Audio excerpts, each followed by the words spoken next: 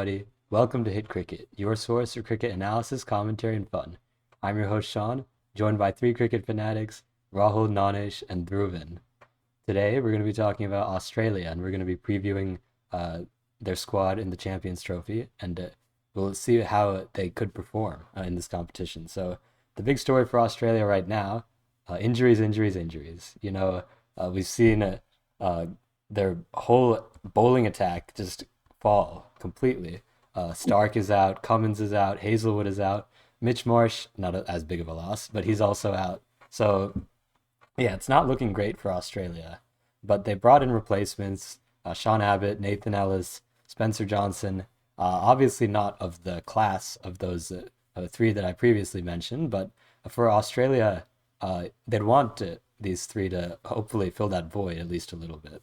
And there's also the inclusion of Jake Fraser McGurk into the squad.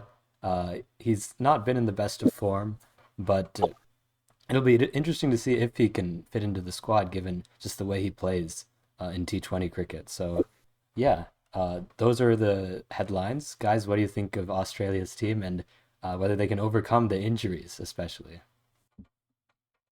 Yeah, Sean. I think Australia again uh, you mentioned this point. They have a good team, but they're missing the key players like Pat Cummins, Josh Hazlewood, Starc, Mitchell Marsh, Stoinis also.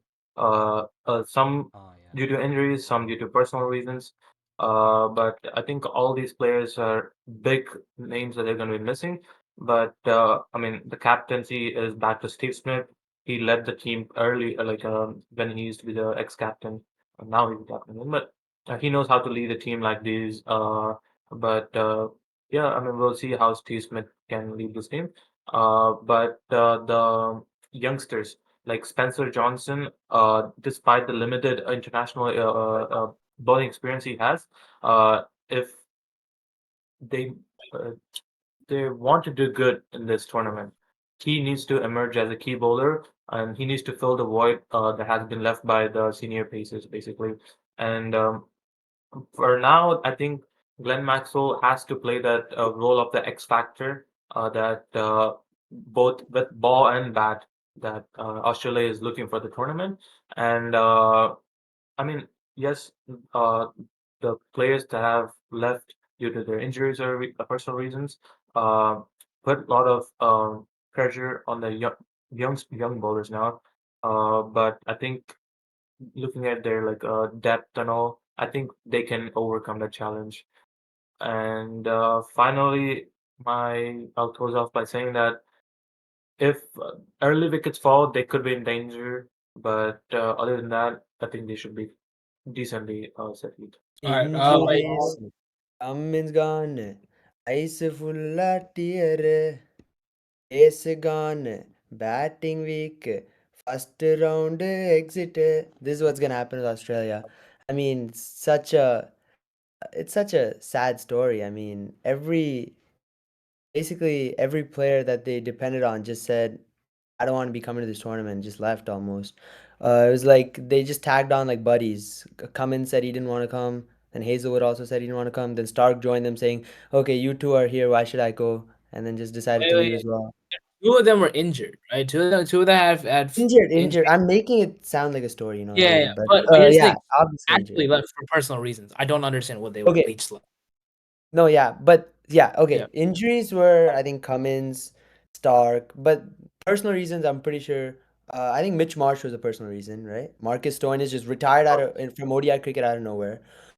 Mitchell Stark just left for no reason, randomly. I mean, I'm just like, I don't understand what's going on, to be honest. It's just so much commotion, like, over the last 10, 15 days. Like, everyone just dipping one by one. And I mean, I feel like this is a champion side over the course of history, and they know how to win tournaments. But I mean, this side just looks weak on paper itself, and this is probably the weakest Australian side to ever come into an ICC tournament. And unfortunately, I don't think it's all on them, but it makes me wonder if there's any issue between players and the support staff or the board of cricket if so many people are just withdrawing from the tournament. Like, I've never seen something like this before, ever. All right, Sean, what about you? What do you think? I completely agree with what Rahul said.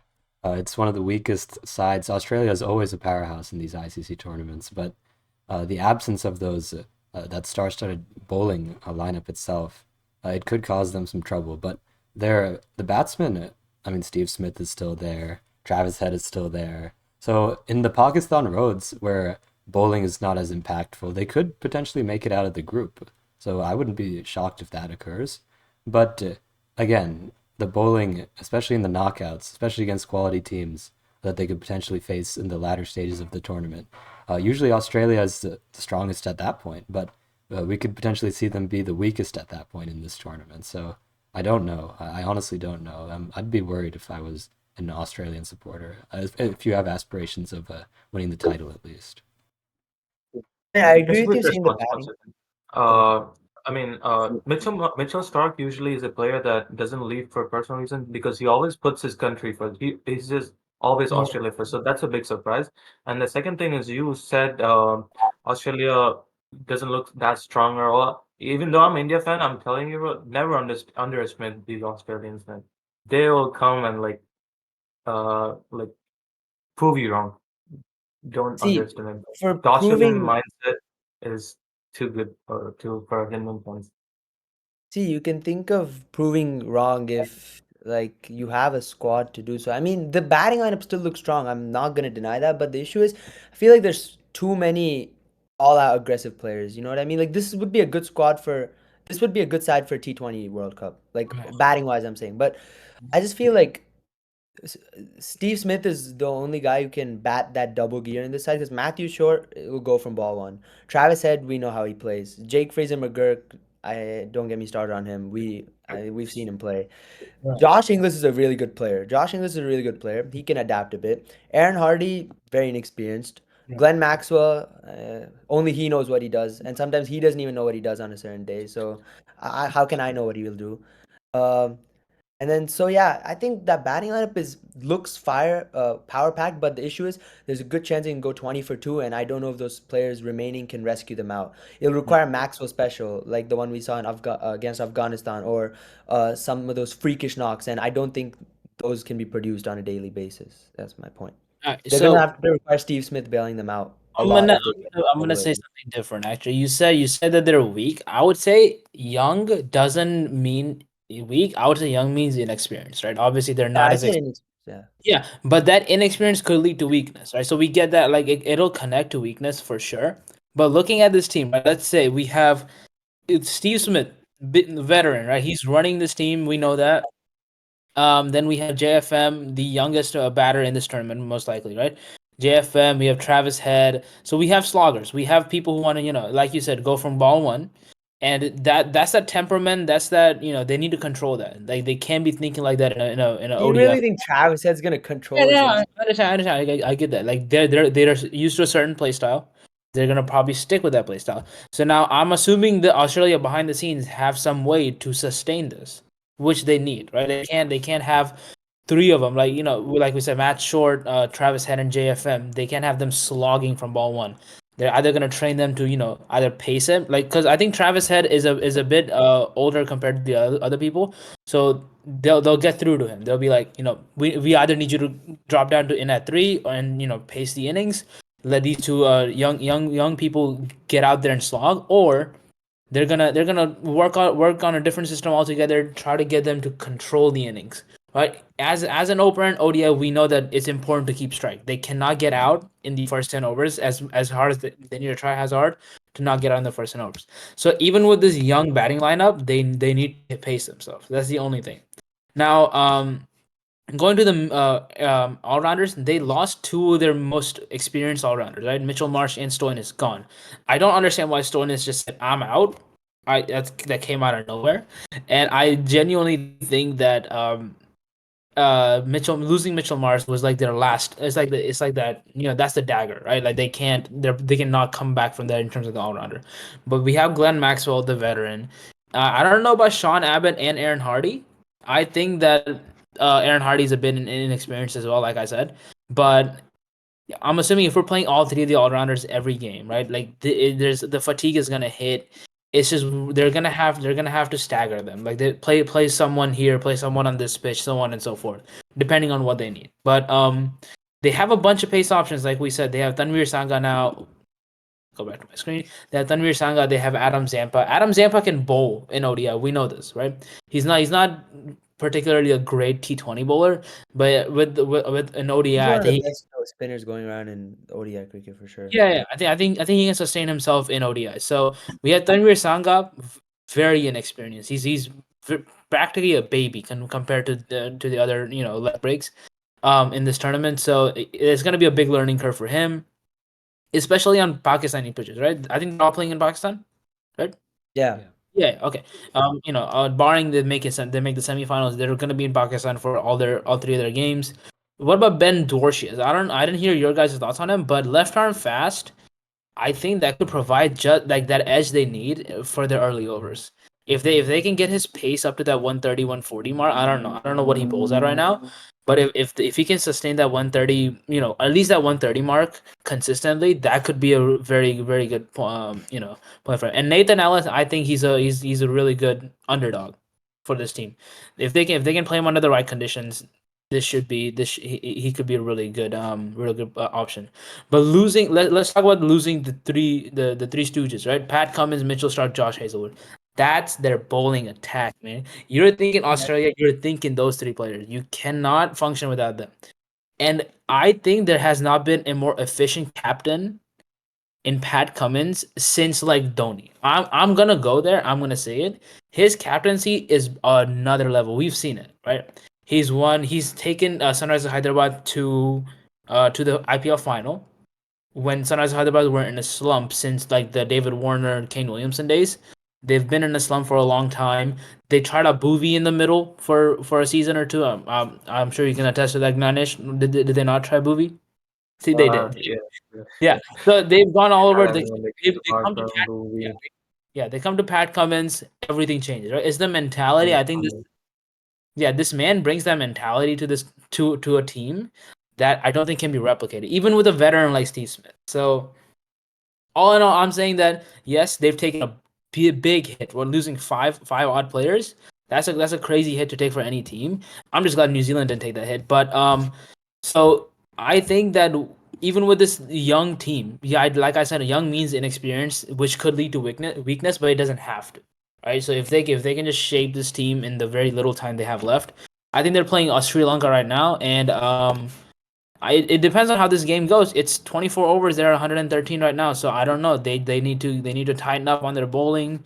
It's gonna be different pitches from Colombo to Karachi, so it's gonna be a different play style. But I'm just saying the team chemistry needs to be there. I just don't know if they have that because they're bringing in a lot of new people, young people, and it's a lot going on in the Australia cricket. Since you're talking about new people and all, just give us your playing 11 too. Yeah. All right, yeah. I'll start off. Okay, this is all over the place, man. Let's start off. I'm gonna start off Travis Head with Matthew Short. Actually, you know what? Let's start this. JFM and Matthew Short start, right? We'll give the young people bat. We're gonna bring in Travis Head, who can be a little level headed, and at 3, and at 4 will be Steve Smith. And at 5, we bring in Alex Carey. 6, I'll bring in Maxwell. 7, Hardy. 8, Abbott. That right? That's 2. Yeah. Okay. And then we'll bring in Nathan Ellis, Spencer Johnson, and Zampa. Probably. That's my starting 11. But that's if they're batting for. That's a very bold opening there. Yeah. I mean, I don't know. This team has just not impressed me. I don't know. I don't care enough to build them a foundational like 11 because they're I mean, it just seems like the players themselves didn't care enough to participate. yeah. So It's like they're all over the place, right? I think Mitchell Starc leaving, like, why? Why are you leaving? Personal reasons. All of a sudden, you lose Pat and Hazel. You're like, I'm out. Come on, bro. I understand there might have been actual personal reasons, but it's like how you say like how 2 of your friends bail on something, and then you're like, nah, I don't want to come to this thing either. You know what I mean? It felt like that. I'm like, how are you gonna just cancel the party because 2 of your other friends don't want to come? Like, it's like that, but I could be wrong. I probably am wrong. they I mean, probably also want to see the fireworks go off with the bat from home instead of having to bowl to the batters. Yeah. Yeah, I mean, that was a good playing 11, by the way. but I have it like slight change. In my playing 11, I go like Travis said, Matthew Starc will start, and then Marnus will come at 3, Steve Smith at 4, Glenn Maxey at 5, and then 6 I got Alex Carey, and then I got Aaron Hardy as my all-rounder 1 basically, and then Sean Abbott, and then for both like spin option I have Adam Zampa, and then Nathan Ellis and Spencer Johnson as my fast bowlers. But yeah, I mean, again, you guys are just underestimating that Australian mindset. You guys won't believe it. I didn't believe it till I saw Pat Cummins change that SRH dressing room. Trust me, He's not in the it's dressing room to change it this time, though. Exactly. I mean, I was gonna finish off by saying that the captaincy form he was in, he could have easy. I mean, even though I'm India fan, I would want India to win. I don't think India would have won if he was there as a captain. That's how much luck he's having right now as a Luck. captain. I mean, luck Luck. and no, and what do you call that? Skill, bro. That's Skill, skill. luck and skill, but luck has to be on your side. Even though you have skill, even though you have skill, you need luck on your side. Okay, luck matters up until the coin toss, maybe, right? I think he's just that smart. He's been known to stagger his bowlers. He's been known to bowl at the right time, the right, pace, spin, whatever. I don't know how he does it, but you've seen him in the last 2 or 3 ICC tournaments. He did great as I don't recall the T20 World Cup, but his ODI World Cup run was phenomenal. Phenomenal. They lost the first game, they're like, nah, screw it, we're locking in. They locked in. They won it. And then SRH. We saw the SRH. So it's not only that he can do his own team, Australia. Very closely if they but yeah, the T20 World Cup against that was also a close loss. They lost to Afghanistan. If they would have just won that game, I think it would have maybe. They lost I to India mean, too. good thing they lost because we got India in finals and we won that. But I mean, we again, beat them fair and square too. It's not like we depend on Afghanistan to beat them. All right. Sean, hit us with your starting 11. Okay, sure. So my opening partnership, I do think Travis Head should still open alongside Matt Short, like they're doing in the ODI. We saw Matt Short come over here to the States and absolutely blow away us all. I mean, he was playing incredibly in the MLC.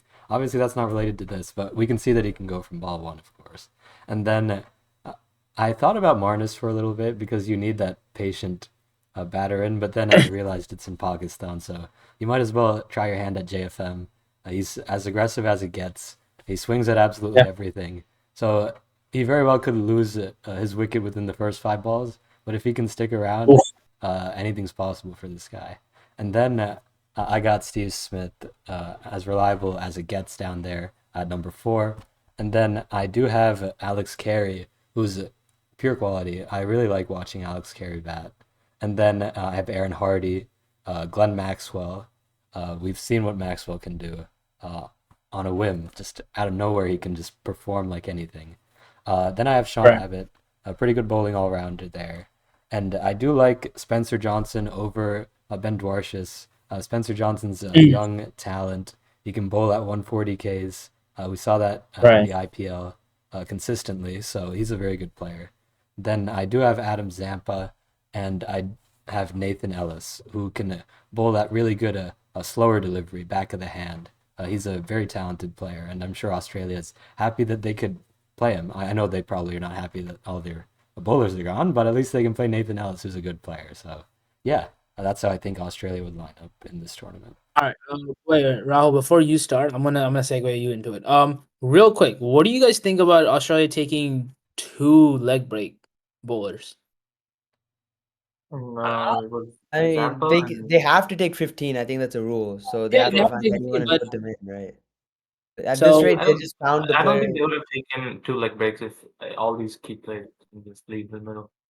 I mean, I think there's more viable like pacers and Australians, but I don't know. 2 leg breaks in Pakistan is, I don't know. They're Just not gonna play both. This Tanvir Sangha is just a pure backup to Zampa, but I would have rather taken someone like an Ashton Agar maybe instead of Tanvir Sangha, especially with the experience he has and the variety of spin he gives left arm orthodox, which they're currently lacking in the squad. So I would have taken Ashton Agar, and if Zampa got injured by chance, I'd play Ashton Agar, who can also contribute the bat a bit as well. So I guess and he can play alongside Zampa as well if needed. So I would have gone with that route. But yeah, as far as the playing 11 is concerned, I also have Matthew Short and Travis Head opening, and Sean called it a partnership, but I don't know how much of a partnership there'll actually be. I think there's going to be early wickets. And then I'm still in a toss up between Jake Fraser McGurk and Marnus Labuschagne actually, because while Jake Fraser McGurk can get you off to flyers, which is required on the Pakistan pitch, you can't have all dashers as well. So I'm thinking about that one. But since it's against England, the first game, who just don't care about how they play anyway, I'll just go with Jake Fraser McGurk because he doesn't care about how he plays either, so I think it'll be a good template against England. So I'll go Jake Fraser McGurk the first game and see if he works out. Then I have the captain Steve Smith at 4, absolute legend of the game. I have Josh Inglis actually ahead of Alex Carey at 5. You know, he's such a quality batter, and in the MLC and in other leagues he's been rocking it. And at 6 I have Aaron Hardy.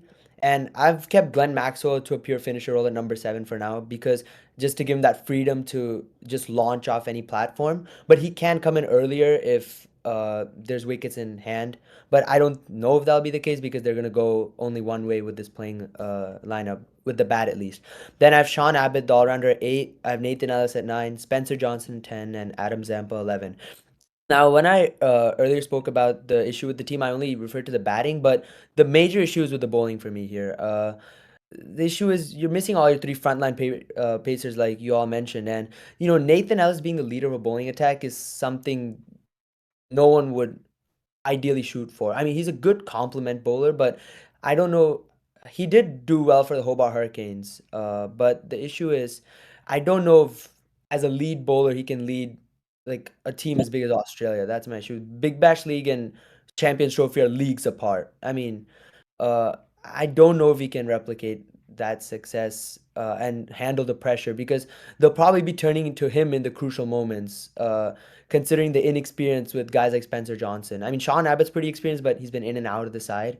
So Nathan Ellis has the major responsibility, I think, of bowling at the depth and all that. So I just don't know if, as the leader of a pace bowling attack, it's does well, and I don't know if that pace bowling attack is just good enough on conditions like Pakistan. If you had the likes of Hazlewood, I mean, Hazlewood won't go for runs anywhere in the world. He's that kind of bowler.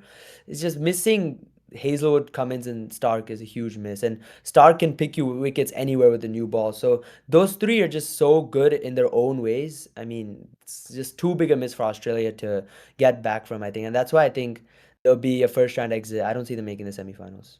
Sean, what Bold, do you think? yes, a good take.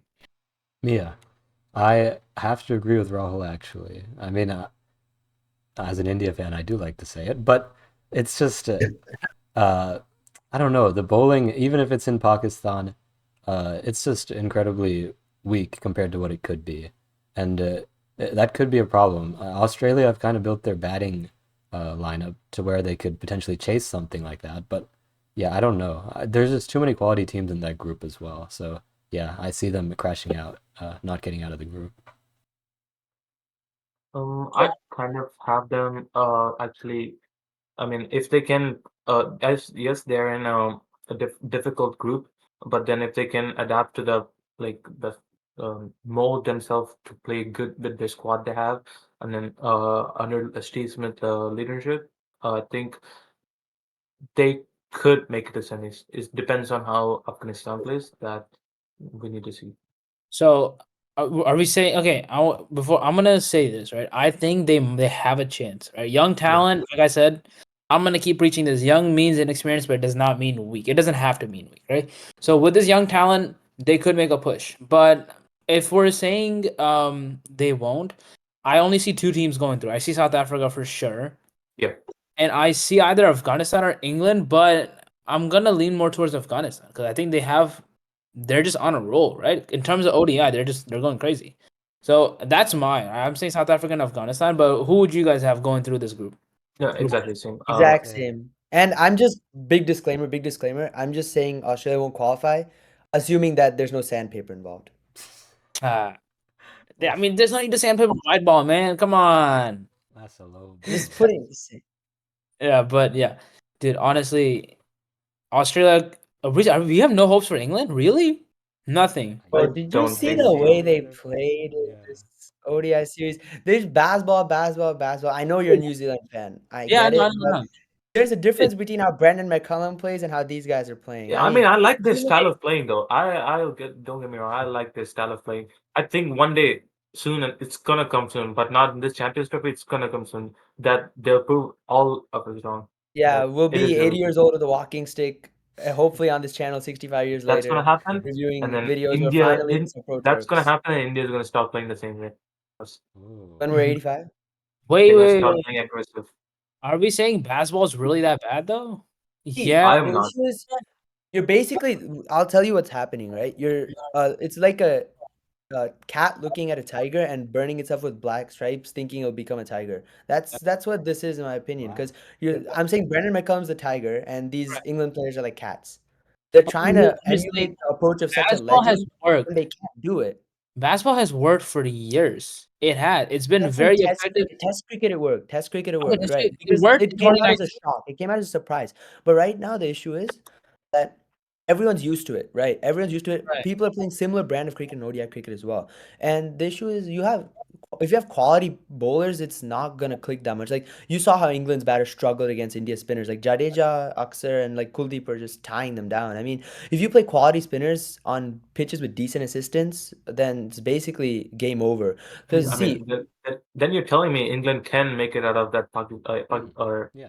make it to semis because that pitches, bro. Anyone can hit a six on that, like roads basically. Anyone from We England saw can Harry Brook in see, the easily test they can match. start Triple hundred, destroying. right? Oh, So you're and they're telling used me, to so Bethel, you're telling right? me the wait, pitches which from venues are Pakistan, the Champions Trophy games played at again? Is there only two venues, Karachi and Lahore? Karachi, Lahore, and Rawalpindi There's also, an Rawalpindi Rawalpindi. also, but Hindi pitches are Rawal, the most flattest pitches on the planet. I don't know if I don't think India's Pindi's being playing. played. Don't think it is. I could be No, wrong. Rawalpindi is getting played, but I don't know if Are the Rawal stadiums built? Okay, let's say Karachi, Lahore, Dubai. It is. Pindi's being played. Pindi's yeah, being played. Pindi is being played. It's only three. Okay. Three. See, my only thing is I don't know. The issue with these kind of pitches, if they're like full batting friendly, I don't think we'll see the true nature of the side coming in. I feel like it But should be England is balanced not playing between in that as Pindi. well. England is not playing See, Pindi. my point is if it's like roads, I feel like there won't be a true judgment of how good the team actually is because then you can just pack the batter slog, and I just don't think that's a fair judgment of how to judge a team. But That's I a good mean, point. we'll talk about it when we come to England, but I just don't think this approach is, viable. I think someone like a Joe Root, if he plays his normal stuff, that's what's needed. But I don't know. I'll see. But I have to agree with Drew, and I see South Africa and Afghanistan making it out. Guess You know, who's making it to going to Rawalpindi? New Zealand. okay, look, man. Out of this group, I really do. I have New Zealand going through for sure. I don't know if on top of the group or What is not. the other group, right? I think it's gonna be India, New Zealand, or Pakistan, New Zealand. I don't. I'm gonna put India as And the I think Bangladesh, New Zealand as well. Continue. okay. Look. I'm being realistic. Viewers should But go here's the watch thing. Bangladesh video. He will say Let, Bangladesh and India maybe. Yeah, let, Bangladesh. let's say let's say India Pakistan upset. Boom. India Pakistan upset. Pakistan upsets India, right? And Pakistan also beats Bangladesh. That puts them level at India. I mean, look, it could happen. I'm saying that India. Wait, how is it decided at that point? If it's 2-1, Net run rate. I run it. Okay. Yeah, then India's gonna get through anyways, no matter what. They're gonna score more. They're in Dubai, man. Let's be for real. And given the advantage they have not just sitting in one play, I mean, Yeah, when they but win. we do see how like that advantage of playing in a different country could change the course of the this basically Obviously, guarantees a topic semifinals. to discuss in another one video. Not gonna. Yeah. Okay, But wait, so who all have Australia qualifying? I don't. Sean doesn't. Nanish If does. Afghanistan don't qualify, it's gonna be Australia. What is this? I can do any if else statement in this case. No, no, If no. India, I think it's Pakistan, New no. I Zealand think doesn't it's gonna qualify, be. then I Bangladesh will think it's gonna definitely be. qualify. No, I think it's gonna be South Africa and Afghanistan. But then it depends on the match between Afghanistan and Australia. I think that's the game changer. See, I'm saying I will say Australia in that kind of game. I would say they might be favorites because of just the stature. But I mean, we saw Afghanistan beat Australia in the T20 World Cup. So my only thing with Afghanistan is if the pitches are roads, I don't think they have the squad to back that up. But I'm gonna assume it'll be fair ODI games, like fair played like 320, 330-ish scores, not like exorbitant 420s, like that stuff, then I see Afghanistan making it. So totally, I think let's finish up. For me, it's India, New Zealand, or India, Pakistan from our group, and then South Africa and Afghanistan, or South Africa, Australia. Doing good, man. Yeah. I mean that we talked about it all. All right. Yep. Sean, you want to take us out? Yeah, for sure. All right. So that's our discussion on the Australia Champions Trophy preview. Be sure to tune in the next episode where we discuss either Afghanistan or England, whichever one comes first. So we'll catch you guys in that one. Be sure to like, comment, and subscribe. Visit hitfantasy.com, and we'll see you guys next time.